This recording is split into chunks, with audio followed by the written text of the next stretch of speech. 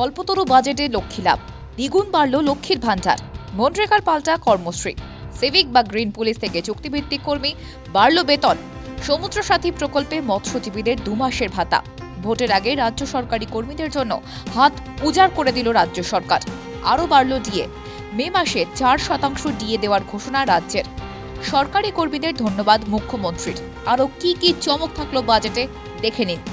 দ্বিগুণ হলো লক্ষ্মীর ভান্ডার, জেনারেল ক্যাটাগরির ভাতা 500 থেকে বেড়ে হলো 1000 টাকা। এসসি এসটি ক্যাটাগরির জন্য ভাতা বাড়ল 1000 থেকে 1200 টাকা পর্যন্ত। ডিবিটি অর্থাৎ ডাইরেক্ট বেনিফিট ট্রান্সফারের মাধ্যমে লক্ষ্মীর ভান্ডার প্রকল্পে আর্থিক সহায়তা দিচ্ছি।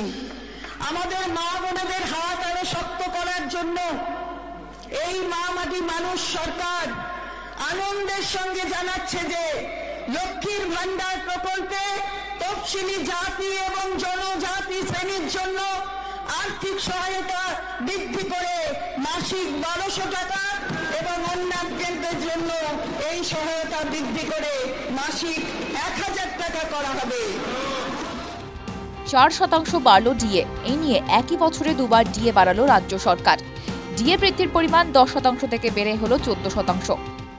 স্যার, আমরা জানুয়ারি মাসে 4% ডিএ দিয়েছি, যার জন্য রাজ্য সরকারের কর্মচারী, শিক্ষক, পেনশনার ইত্যাদিরা 10% ডিএ পাচ্ছেন।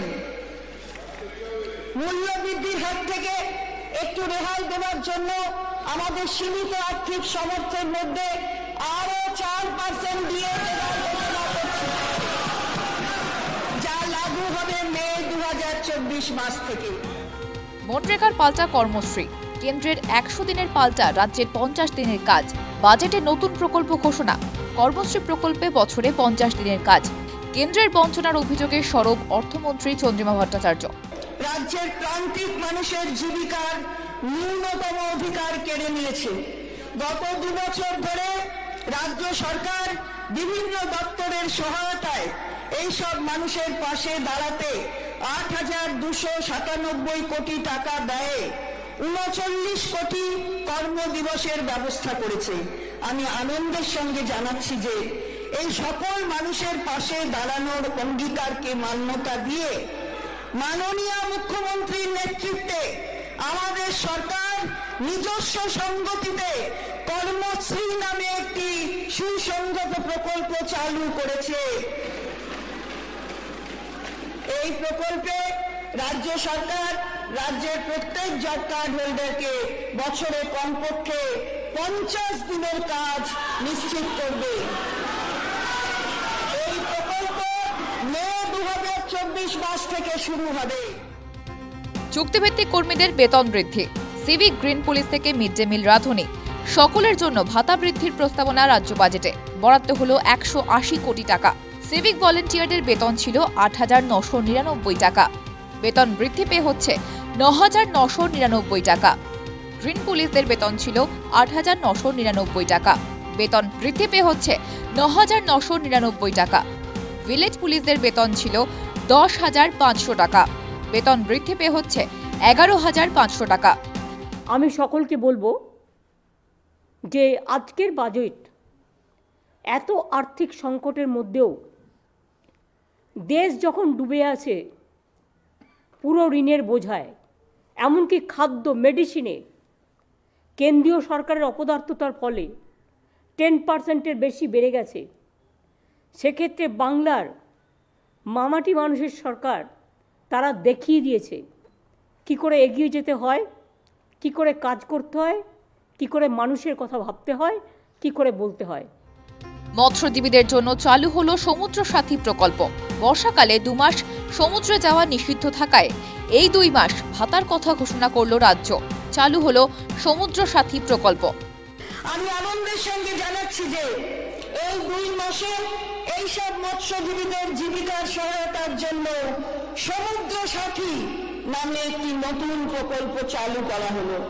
এর মাধ্যমে এই 3টি জেলার প্রতিটি নথিভুক্ত মৎস্যজীবী প্রতি বছর এই 2 মাস প্রতি মাসে 5,000 টাকা করে পাবে। শস্য বীমার প্রিমিয়াম মুকুব রাজ্যের।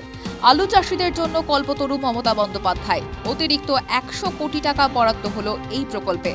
কৃষি আমাদের অর্থনৈতিক এবং সামাজিক বুনিয়াদের মূল স্তম্ভ। আমরা কৃষির উৎপাদন এবং কৃষিজ পণ্যের বিপণন সমেত প্রতিটি এলাকাতেই বিপুল সাফল্য অর্জন করেছি এবং এর ফলে সকলের জন্য খাদ্য সুরক্ষা সুনিশ্চিত হয়েছে। এই পরিপ্রেক্ষিতে আলু চাষিদের সহায়তার উদ্দেশ্যে আমি প্রস্তাব করছি যে অন্যান্য শস্যের মতো আলু চাষেরও বীমার প্রিমিয়াম আমাদের বাংলা শস্য বীমা যোজনাতে রাজ্য সরকার সম্পূর্ণভাবে বহন করবে। এর ফলে 20 লক্ষ আলু চাষি উপকৃত হবেন। এই খাতে অতিরিক্ত 100 কোটি টাকা বরাদ্দ করা হয়েছে।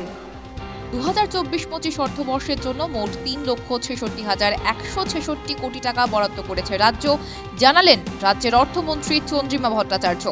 বাজেটে ভোটে হারার ভয়, বাজেট জুড়ে শুধুই প্রতিশ্রুতি, কটাক্ষ বিরোধী দলনেতা শুভেন্দু অধিকারীর। লোকসভা নির্বাচনের আগে জনমোহিনী জোয়ারে ভাসল রাজ্য বাজেট।